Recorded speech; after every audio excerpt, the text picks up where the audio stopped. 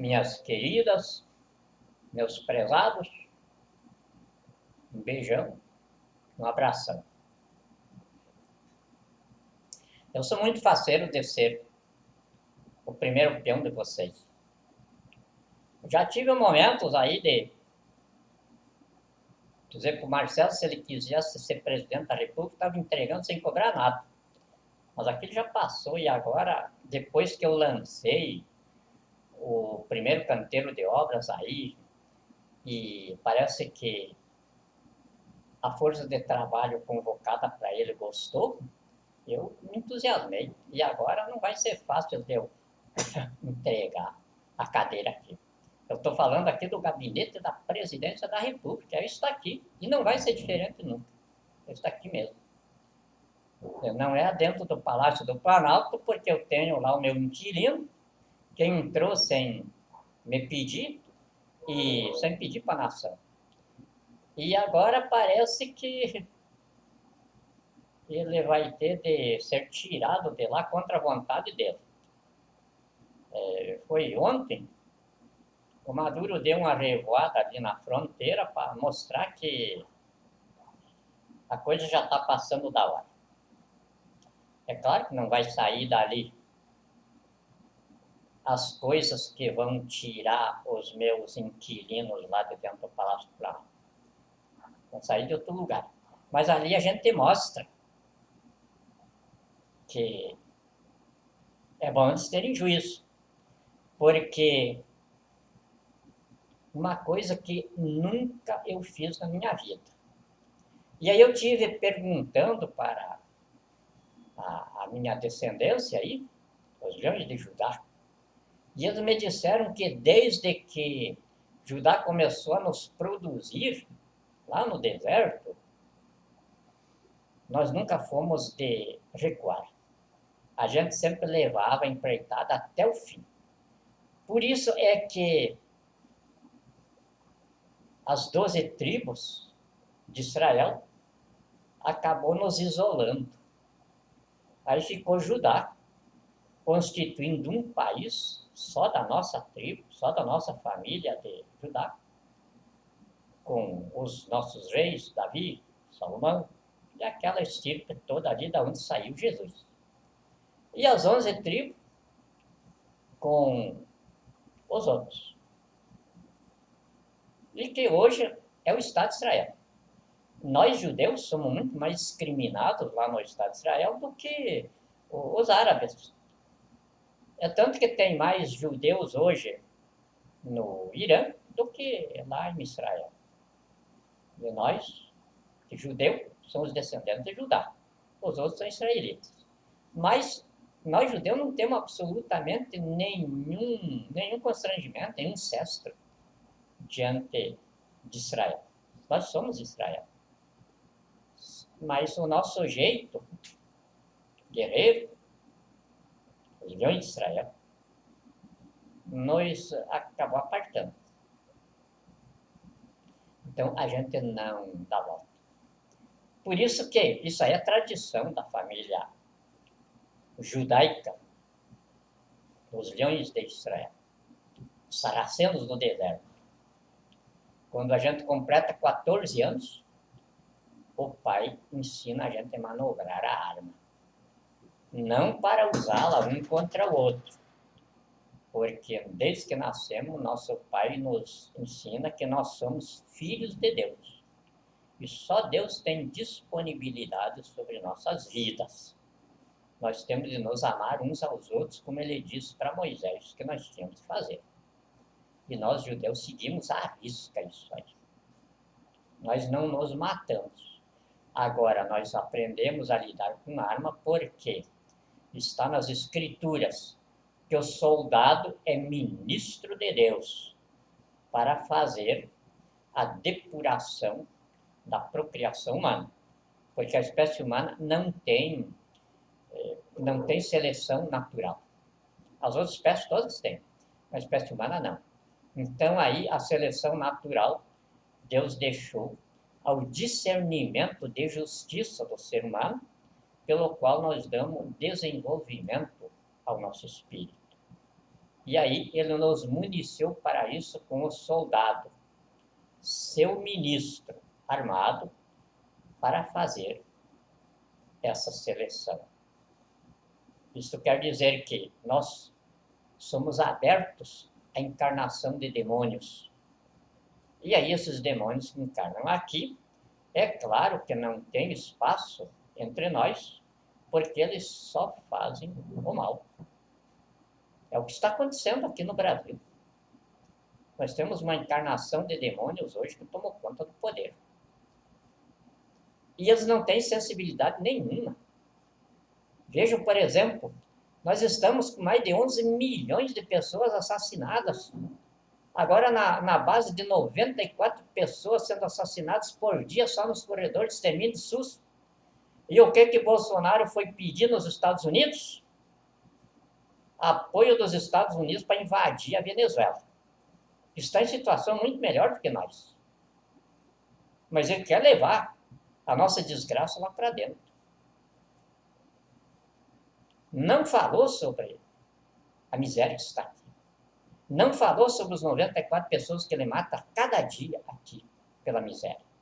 Para roubar a nação. É um ladrão sem vergonha. Da pior espécie. Ele e os filhos. Mas ele não falou isso lá para o presidente.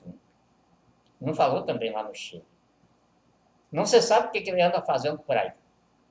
Porque se ele tivesse alguma coisa para fazer, o dia dele seria pequeno. Eu, por exemplo, não estou mais dormindo, a base de 2h30, no máximo, 2 horas, nas 24 horas. Não estou conseguindo dar conta do recado. Agora mesmo eu estou aqui com 2 computadores aqui, cheio de trabalho. Um dando o cheque-mate final no Congresso Nacional. E o outro fazendo a lei de preenchimento do meu gabinete na presidência da República. Eu preciso fazer o ato interventorial, primeiro, estabelecendo os cargos, estabelecendo a organização da presidência da República, para depois começar a nomear o meu povo. Senão não tem como fazer. O Supremo Tribunal Federal vai rejeitar daí o ato nomeatório. Precisa fazer isso, e é eu que tenho que fazer. Não tem ninguém para me ajudar. Agora, Bolsonaro está aí. Só que ele diz o seguinte, que quem entende política é ele. Mentiroso, safado, ele entende de roubar e de enganar o povo, de mentir para o povo. Porque para entender de política, ele tinha de, pelo menos, ser bacharel em ciências políticas, pelo menos isso. Mas ele não é nada, é um analfabeto pior do que o Lula. Porque o Lula ainda era inteligente. O nordestino é tudo muito inteligente, ele não precisa estudar. Basta ele ouvir e ele grava tudo. E ele sabe repetir aquilo que ele gravou. Esse lorpa que está aí, não sabe nada. Descendente de italiano, da pior espécie, porque lá na Itália era um fascista. Ele nasceu aqui no Brasil, mas tem o sangue. E aí, precisa estudar. Ele não estudou. Lá no exército, ele chegou a ser tenente. E aí, quando foi expulso do exército, acabou sendo expulso com o apelido de capitão para roubar os cofres do exército. Agora, me parece, passando de 9 mil por mês. Como capitão reformado. É como me disse um advogado esses dias que tem que fazer um parecer contra ele aí. Como é que eu vou considerar? Porque o Estado, quando acusa alguém, acusa o sujeito de ter cometido um crime.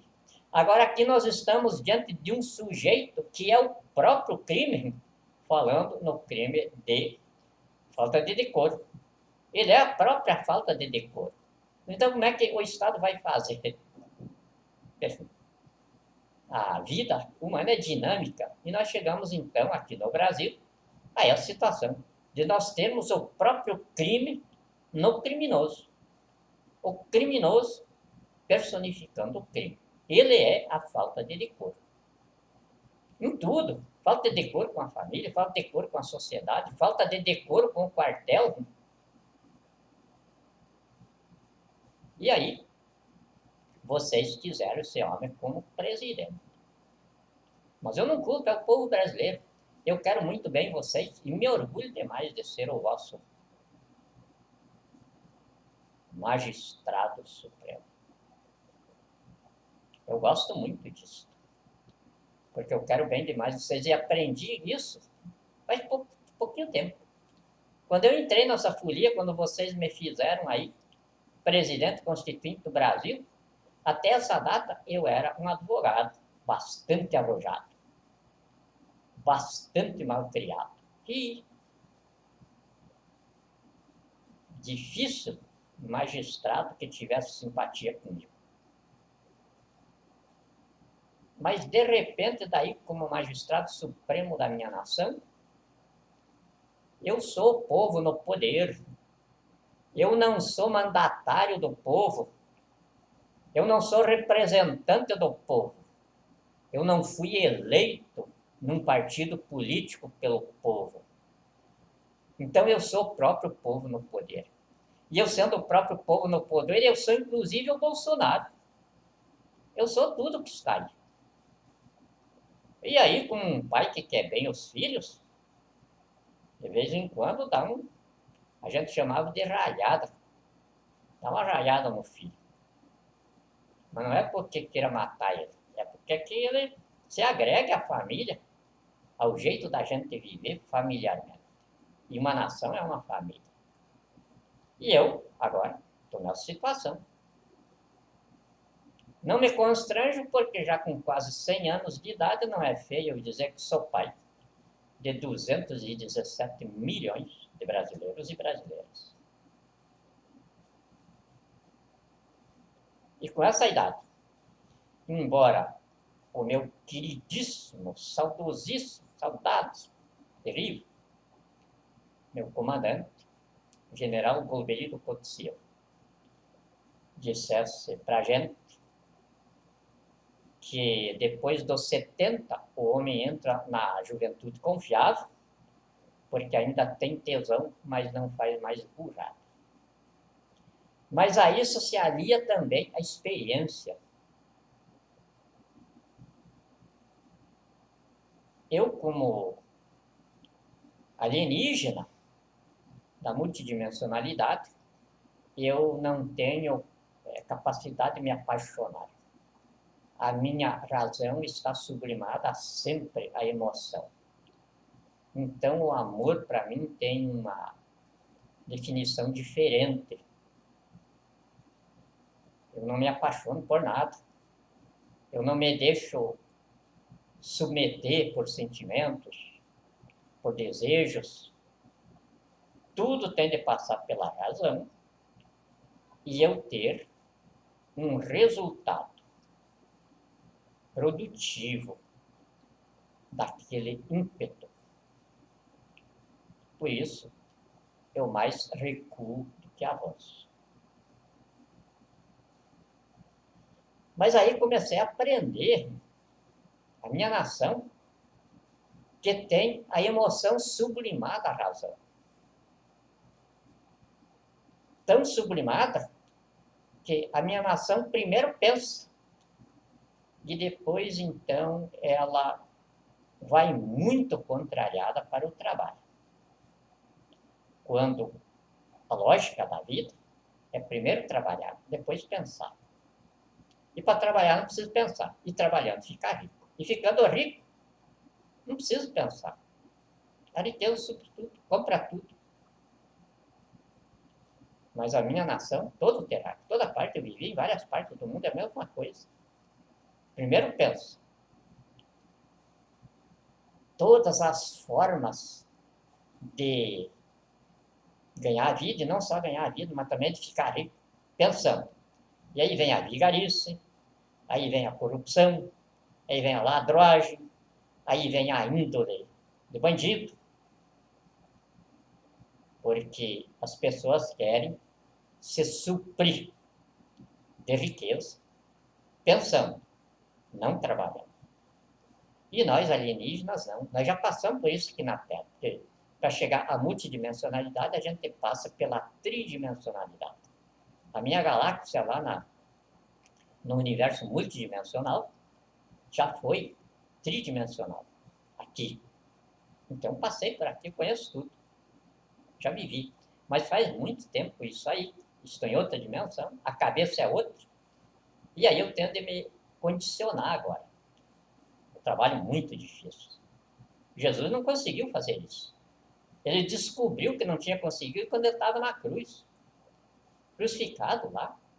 Não tinha coisa mais horrível para fazer para ele do que aquilo. Fizeram. E aquelas pessoas que pregaram lá na cruz, através de mentira, de falso testemunho, de história inventada, e entre eles, aqueles que ele havia curado, que ele havia dado de comer, estava ali também, mandando que ele descesse da cruz se não fosse Deus. Aí foi que ele descobriu. Puxa vida, Pai, você me mandou para cá para eu ser o babá dessas criancinhas, desses bebês. E quando eles começaram a me fazer xixi e cocô no colo, eu não aceitei, gente. Comecei a tratá-los como quem sabia onde era o banheiro, para fazer essas coisas, mas eles não sabem. Agora que eu descobri. Só que ele descobriu era tarde. E aí ele deu a grande lição para nós. Quando a humanidade chega àquele estado, que é o nosso estado agora, só existe uma saída, a da ressurreição intelectual. Isto é, a gente ressurgir do abismo em que chegou. Sair dali de dentro. Sem um condenar o outro, porque está todo mundo na mesma base. E que ele diz, naquilo em que você condenar o teu irmão, naquilo em que você julgar o teu irmão, o ti mesmo te condena. A remela que você apontar no olho do teu irmão, tem pus muito pior por exemplo do teu próprio olho. E é isso. Se você deixar essa bobageira toda que ocupa a cabeça aí, essa asneira toda que te botaram na cabeça, desde escola até igreja e tudo, tira tudo isso fora e começa a ser gente, você vai ver que essa é a realidade. Aí você vai começar a ver o teu irmão no teu lado ali, e às vezes está sofrendo mais por você do que por ele. Ele não tem idade para estar sofrendo. As nossas crianças aqui têm idade para estar sofrendo esse inferno que nós demos para elas? Não tem. Nós estamos sofrendo a nossa culpa. Então nós temos culpa dupla. A nossa culpa por nós ter produzido este Brasil aqui, e a nossa culpa por nós ter gerado filhos aqui dentro desse inferno que nós produzimos. Então imagina a nossa responsabilidade dupla e tripla. Dupla por nós e pelos nossos filhos. E tripla por nós e os nossos filhos diante de Deus. Porque não foi Deus que nos conduziu a isso aí, não. Foi nós que nos tornamos produto da nossa própria história. Então a natureza não tem nada a ver com o que nós fazemos. Nós nascemos do nosso próprio mundo. Não é como as outras espécies que nascem do mundo que a natureza lhes propicia. Então imagine o nosso grau de culpa nessa situação que estamos vivendo. E é por isso então que eu, agora, depois de ter sofrido 2 golpes, quando eu sofri o primeiro golpe do general Eduardo Dias da Costa Vilas Boas, no mês de setembro, foi que então aí eu parti para organizar o socorro humanitário. Do mesmo jeito que ele me tratava e os outros os generais que com ele se agregam, eu fiz com eles também. Quer dizer, os menosprezei. E eles não sabiam que eu tinha 985 trilhões de dólares no bolso. E um homem que tem um dinheirinho desses compra o mundo inteiro, porque o FMI colocou aí a dívida da humanidade hoje dá 715 trilhões. Eu tenho 985 trilhões, eu posso chegar para o mundo e dizer, pago a dívida de vocês, tudo aqui, só que eu quero vocês para ir me botar lá no Palácio do Planalto, lá em Brasília. Eu não quero matar ninguém, porque nós somos todos culpados. Agora nós, uma quantidade de gente delas, não podemos fazer isso. Nós pegamos tudo eles a unha lá, com as armas que eles têm, tudo. E aí eu começo a trabalhar, depois que eu começar a trabalhar, eles vão se encantar também pelo trabalho e vão deixar das bobagens tudo e vão se reunir com a gente e vamos formar uma força de trabalho. É isso que eu quero. E todos eles sabem disso. Maduro deu uma revoada ontem ali, ontem também, na fronteira e tal. É brincadeira lá para... Os aviões precisam desses arejamentos lá em cima. E não é dali que a gente vai sair. Então, esta é a oferta de bom senso. É o que nós chamamos, nós alienígenas chamamos de o batismo do bom senso. É nós enterrar o passado, enterrar o que nós também chamamos de karma histórico, que Moisés chamou de pecado original. E nós temos muito, desde que nós começamos a nossa formação nacional aqui, não veio ninguém aqui para o Brasil para começar uma nação nova. Todo mundo que chegou aqui foi para roubar ouro, foi para tirar para o Brasil, foi para roubar a terra. E aí a ambição de uns com os outros acabou daí formando uma nação desagregada. Um matando o outro, para tomar o ouro do outro, tomar a riqueza um do outro, tomar as terras um do outro, e até hoje é assim. Às vezes eu saio pelo interior, agora já faz um ano que eu não consigo fazer isso, mas antes eu saía por aí para ver. No meio rural, o fazendeiro, ao invés de olhar para o vizinho dele ali, ele está lá com 1.000 hectares de terra, cheio de soja, de gado. O vizinho dele ali está com 10 hectares. Ao invés de ele ajudar o vizinho ali, ele fica jogando praga no vizinho, rezando. As nossas religiões hoje fazem isso. Rezando para o vizinho dele ir mal para ele comprar a terra do vizinho pela metade do preço. Rezam pelo vizinho ficar doente para poder vender a vaca de leite pela metade do preço para ele. Esse é o nosso povo ainda hoje. Imagina o que era esse povinho há 500 anos atrás, no meio do ouro, para o Brasil, toda a riqueza florando aí. Então o nosso pecado original é tremendo. É tão grande que Deus não nos deixa solitários aqui. E esse negócio que diz na Bíblia aí, o anjo Gabriel visitou Maria, vieram 3 anjos e destruíram Sodoma e Gomorra, isso aí é tudo verdade. Nós alienígenas multidimensionais, nós convivemos com isso. E aí, foi ali no Vale do Amanhecer, todo mundo tem um lugar para ir, para se comunicar com a espiritualidade. Eu também tenho o meu, é o Vale do Amanhecer ali. Então eu vou lá, porque ali é um convívio de encarnados e desencarnados, de energias do universo, de ETs, tudo converge ali. E lá então me foi dito que estava faltando uma coisa no meu empreendimento. Ofertar para a bandidagem terrorista no poder a conciliação. Dizer para eles que temos de enterrar o pecado original.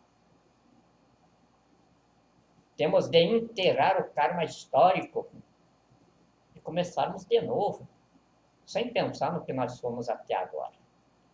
Mas todos irmanados no trabalho, não em pensamentos, em tergiversações, em ideologias.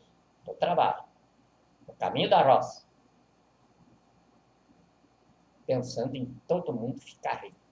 Progresso para qualidade de vida. Esse é o lema do Projeto Amazônia. Soberania, poder e riqueza pelo caminho da roça, que é o objeto material da intervenção. E lá me foi dito. Eu não vou dizer o mentor, porque ainda não é tempo da gente falar sobre esse assunto. Daqui mais um dia, quando eu estiver ali no palácio, aí eu já estou requisitando a Catedral Metropolitana como propriedade do gabinete da Presidência da República. Então ali a gente vai se reunir nas tardes, todos os dias, para a gente falar sobre esses assuntos intrincados que nós de fora sabemos conversar muito bem. Mas agora ainda não é. Mas ali me foi dito E, de fato, eu não tinha atinado para isso. Eu não sou Deus. Eu sou limitado aqui num corpo tridimensional. E aí, Deus, na assistência, porque desde o início eu disse, é Deus no comando, as Forças Armadas atrás e o povo na retaguarda.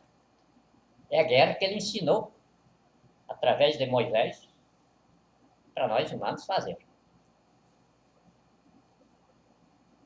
E aí, então, esse mentor eu não impôs nada, Deus não impôs nada, Deus não impõe nada para nós.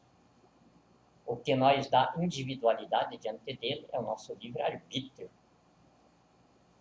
Mas, como amigos entre si, um sugere as coisas para o outro, um supra o outro, Deus também faz a mesma coisa conosco.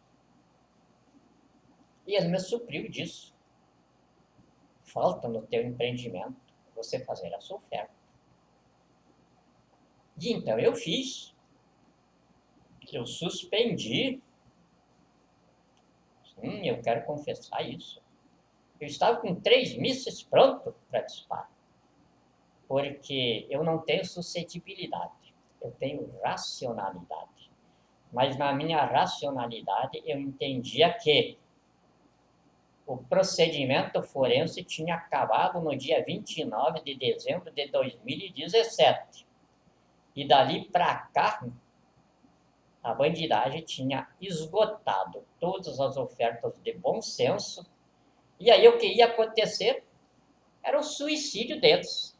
Que o ideário da Revolução de 64, inclusive, dizia o suicídio de poder. E aí eu pensei assim que não tinha responsabilidade nenhuma por isso.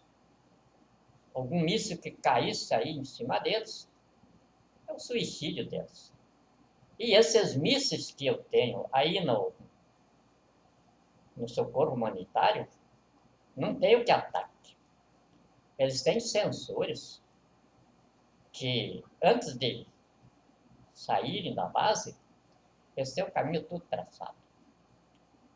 E não há barreira que os detém. É coisa de última geração, ultra secreta, que só eu conheço. E é claro, as superpotências bélicas que estão no socorro humanitário. E eu tinha pensado. E eu fico pensando agora, depois que aquilo esfriou tudo, será que eu não tive um momento de suscetibilidade, de ter me sentido ofendido, de ter me sentido humilhado, e de repente eu ia transformar Brasília num buracão dentro do planeta? Eu tento confessar isso, para que vocês saibam que eu tenho limites e não me deixem sozinho. Estejam sempre comigo no poder, porque é vocês no poder. E às vezes eu posso me extrapolar, como foi isso. Deus me segurou. E então, humildemente, como um peão da nação deve fazer, eu cheguei para a minha empregadora, que é a minha nação, que é composta dos generais que estavam me humilhando, é composta do Bolsonaro, é composta de todo o povo brasileiro ali. Eu cheguei para eles e ofereci, com toda a humildade e com todo o constrangimento, não tendo nenhum receio de dizer para eles que estava envergonhado. Precisamos enterrar nosso karma histórico. Isso significa que temos de nos abraçar. Não para ir comemorar, para ir tomar chopp, mas nos abraçar na enxada, na foice e no machado, no canteiro de obras de construção da nossa pátria, que é os nossos filhos que precisam dela, as gerações futuras. E dentro desse novo posicionamento, parece que a gente vai substituir esse abismo por um tempo de bom senso, de brasileiros fraternos, formando a força de trabalho que nós precisamos. E por isso eu fico muito alegre. Como hoje, por exemplo, a Merce me trouxe aqui o vídeo, eu não estou lembrado agora. É um grupo que tem aí. O meu querido brasileiro, barbudinho, bonito, ó, dizendo com uma simplicidade de macho mesmo, porque só macho não. Dizia a Rogéria, inclusive me lembro do final da Rogéria, eu tinha admiração por ela. Ela dizia: o homem, para ser mulher, precisa ser muito homem. É uma verdade, no momento eu achava que era um loucura, e hoje estou vendo. O homem, para ser mulher, precisa ser muito homem. O homem, para dizer que estou com vergonha de você, porque eu fiz alguma coisa, eu tive um pensamento, alguma coisa indigno de nós homens. E esse rapaz, ele é o administrador desse grupo aí. Ele fez um vídeo, eu mandei, eu pedi para a Mércia, coloque aí em todas as redes, divulgue isso aí. Não é porque ele esteja dizendo, olha, eu estava com o senhor na intervenção, mas aí veio o Bolsonaro e a gente acredita muito nos militares e eu acabei apoiando ele. Mas agora estamos decepcionados, e estou voltando para o senhor também, porque agora eu vejo que o senhor tinha razão. O senhor falou a verdade quando dizia para nós que o homem não prestava e que as urnas eram fraudadas, não ia haver uma eleição correta. Eu não acreditei, eu abandonei. Mas agora eu estou com o meu grupo, junto com os intervencionistas, sob o seu comando. E pediu desculpa. Um grande brasileiro, eu vou trazer para o governo, vai ficar bem pertinho de mim, eu preciso desse brasileiro junto comigo. Então, eu ainda não estou no ponto de dizer eu sou o povo brasileiro no poder, mas eu estou chegando lá. Desde o momento em que eu já tenho condição de fazer esta confissão para vocês, eu já dei um passo nesse sentido. E eu acredito que dentro de pouquinho tempo, vocês vão dizer, você realmente é o nosso peão, porque você nos encarna, todos, sem distinção. Como eu escrevi na Constituição, no artigo 3º, os brasileiros são todos aqueles que nascem aqui no Brasil, indistintamente, se são pretos, se são brancos, se são pardos, independentemente do que pensam, independentemente do que acreditam, são brasileiros. E o Brasil não discrimina, de forma nenhuma, de jeito nenhum. Então eu, como magistrado supremo da nação, eu sou esse artigo 3º da Constituição da República. Fui eu que escrevi. Eu não me recordo se fui eu mesmo que escrevia, mas eu ajudei a escrever a Constituição. Então o livro todo fui eu que escrevi, junto com os outros que escreveram ela. É meu artigo. E eu andei quase cometendo tremendo de um erro. Mas consegui superar. E agora, isso aí me faz querer mais bem vocês. Minhas mulheres brasileiras, meus homens brasileiros, minha criançada. A minha paixão pelas crianças aumentou, inclusive. Eu amo, como diz a minha esposa, amo a minha criançada com dor no coração. Às vezes eu abro a internet e ando procurando criança, e eu fico rindo sozinho. Isso é a verdade. Sou pai de 7 filhos, netos, bisnetos. E agora eu já disse, o cartão corporativo eu não vou entregar. Com o cartão corporativo eu vou... Essa é a compensação e 77 anos aqui, uma vida inteira dedicada à humanidade. A compensação é esse cartão corporativo que eu quero superar Davi. Davi tinha 70 filhos. Eu quero ter no mínimo, 71. Tenho 7. Está faltando 64. Mas os depósitos de crianças aí estão cheios. Eu faz tempo que deixei de ir lá porque eu não conseguia sair de lá e depois ficar tranquilo comigo mesmo. Era muito ruim os minutos que eu passava depois. Aquelas criancinhas vinham correndo assim, abraçar a gente. Não queriam mais largar. Então, eu não quero mais passar por esse momento. Eu quero chegar nesse depósito de criança e todas as crianças que vierem me abraçar, eu quero levar para casa. E é meus filhos. Quero registrar todos eles. Para daqui uns anos, daí, na história, quando falarem na gente, vão falar também.